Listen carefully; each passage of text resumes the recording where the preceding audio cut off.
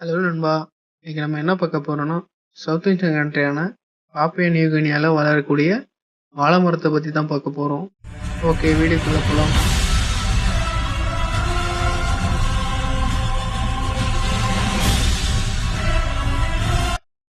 இந்த வாழை மரத்தோட பேர் பார்த்தீங்கன்னா மியூசா இன்ஜின்ஸ்.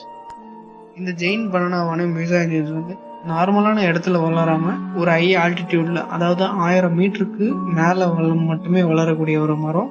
இதோட வித்து பார்த்தீங்கன்னா 2 மீட்டர் சுத்தளவும், நெக்ஸ்ட் இதோட ஒசரம் பார்த்தீங்கன்னா 30 மீட்டர் வரையும் வளரக்கூடும். இதோட இலை பார்த்தீங்கன்னா 5 மீட்டர் வரையுமே இதோட இலை இருக்கும். மரத்துல வர தார் பார்த்தீங்கன்னா 300 பழம் வரையும் இருக்கும். 60 கிலோ எடை வரையும் ஒரே நேரத்துல இதோட தாங்க முடியும். நெக்ஸ்ட் 20 சென்டிமீட்டர் வரையும் இந்த பழம் வருதுன்னு சொல்றாங்க. இந்த மியூசா இன்ஜின்ஸ் வாழைப்பழத்துல வந்து முழுக்க விதை மட்டுமே அதிகமா இருக்கிறதுனால இதோட ஸ்வீட் பாத்தீங்கன்னா ஒரு மற்றும் காரமான சுண்ணாம்பு போல டேஸ்ட் இருக்கும்.